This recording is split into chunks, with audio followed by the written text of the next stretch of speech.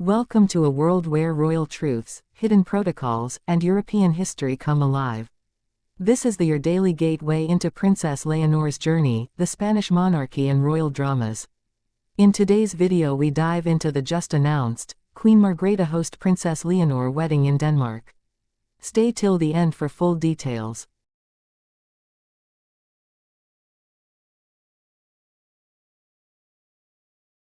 The familiar rhythm of Europe's royal calendar usually whispers rather than shouts. Events planned months ahead, protocol wrapped in predictability, a world where surprises almost never slip through the velvet curtains. Until today, because something impossible has just unfolded in Denmark. Something no royal watcher expected. Something that shifts the center of gravity in Europe's monarchy scene. Queen Margrethe will host the wedding of Princess Leonor of Spain. And nothing about this choice follows the traditional script. Why Denmark? Why now? And what does this decision reveal about the future Queen of Spain? Let's begin. Princess Leonor has always moved like a quiet constellation above the noise. Duty, discipline, legacy. Every step predetermined by the weight of centuries.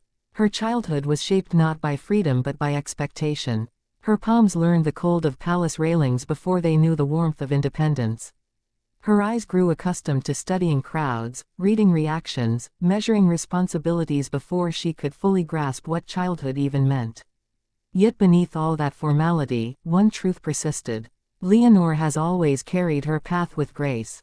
Not because she wanted the crown, but because she understood the crown wanted her. So when her engagement blossomed into a story Spain could not ignore, the nation paused. People leaned closer, some in admiration, some in criticism, some in disbelief that the future queen had chosen a love story that felt genuine in a world shaped by strategy. But what arrived today is something deeper. Queen Margrethe of Denmark, one of Europe's most seasoned monarchs, has personally offered to host Leonor's wedding. And this gesture is more than hospitality. It is a message, a symbolic invitation into a legacy of queens who understand each other in ways the rest of the world rarely sees.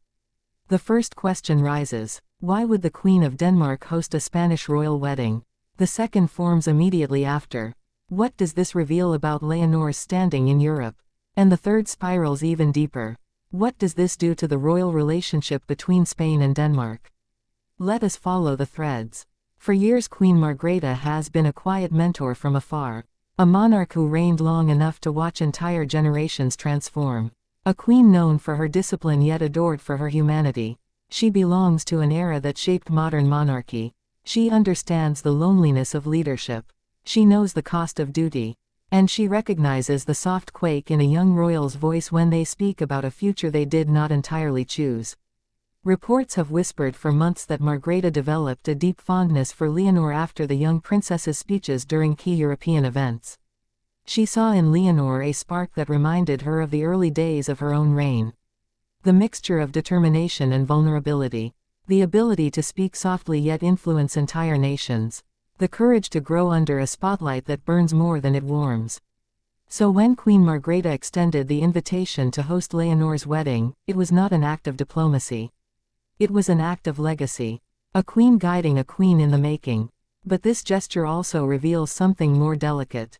Something intimate. A wedding hosted abroad shifts the emotional landscape immediately. It changes the symbolism, the alliances, the message sent to every royal house in Europe. And it stirs questions within Spain itself. Will the Spanish public see this as an honor? Or as an uneasy reminder that their future queen's closest support comes from outside their borders? What does this choice quietly say about the emotional climate within Leonor's own family? How does Queen Letizia feel? How does King Felipe interpret the Danish offer? And how does this reshape the map of European royal influence? Let us step closer. Within Zarzuela Palace, reactions were reportedly mixed. King Felipe understands the diplomatic value. He sees how Queen Margrethe's blessing elevates Leonor's status. He knows this gesture places Spain at the center of continental attention. Yet even he could not ignore the underlying implications. For Queen Letizia, the emotional layers are heavier. A mother watching her daughter walk toward a life defined not just by Spain but by Europe. Reports from insiders describe Letizia's reaction as dignified yet contemplative. A woman balancing pride with protectiveness. Because a wedding is not just ceremony. It is a line drawn between past and future. Between the home that raised her and the world that will claim her. And then there is the groom. His presence in this story is quiet but important. Denmark's involvement creates questions about his family's standing. How close are they to the Danish royals? What does this reveal about the alliances forming around him? If Margrethe is hosting, then she is accepting him not just as Leonor's partner but as part of Europe's future. This unfolds into yet another curiosity loop. Why would Queen Margrethe take such a personal step for a Spanish royal couple? Unless she sees the union as meaningful for the continent as a whole. And perhaps she does. Europe's monarchies do not operate in isolation. They move like constellations across the sky, each bright point influencing the others. As older generations step aside, new ones rise to take their place. Princess Leonor represents a future era, a new model of monarchy, one shaped by youth, equality, education, and global awareness. Queen Margrethe, nearing the twilight of her long reign, may be passing a symbolic torch. Hosting the wedding is her declaration that Leonor is ready, that she is not just the future Queen of Spain. She is a future pillar of Europe. Imagine the setting being prepared now. The crisp northern light, the echo of bells bouncing against Danish stone, the fusion of Spanish warmth and Scandinavian elegance. A ceremony carrying centuries of tradition but shaped by the modernity Leonor embodies. A wedding that will not simply bind two hearts. It will bind nations, and unify generations. As preparations begin, every detail becomes a story. The guest list will reveal alliances. The location will reflect symbolism. The traditions blended that day will define Leonor's reign.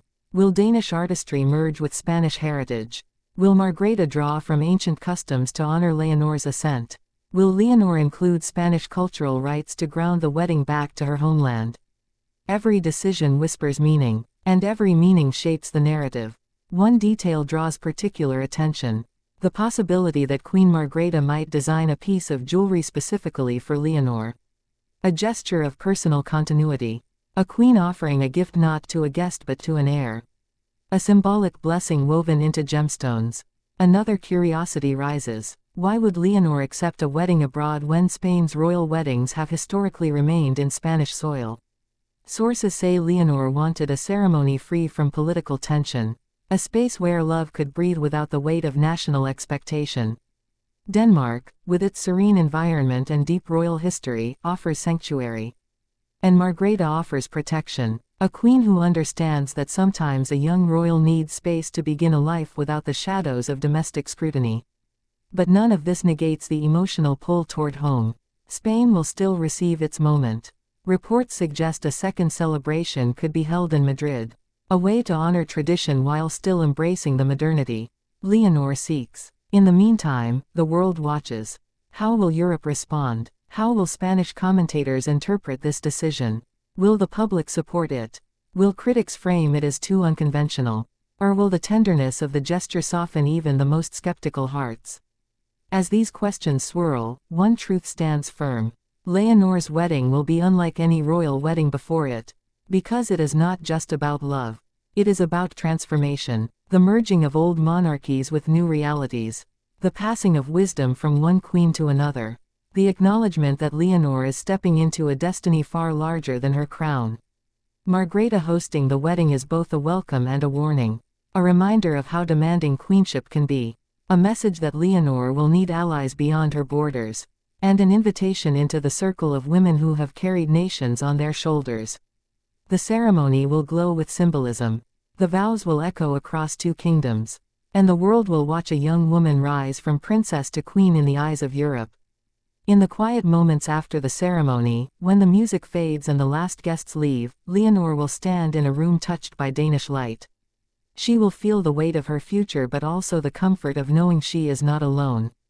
The old queen who hosted her wedding will have seen to that. This is not just a wedding. It is the start of a new chapter for Spain, a new chapter for Europe, a new chapter for Leonor, and the world will remember the day Queen Margrethe opened her doors, her halls, and her legacy to the future Queen of Spain.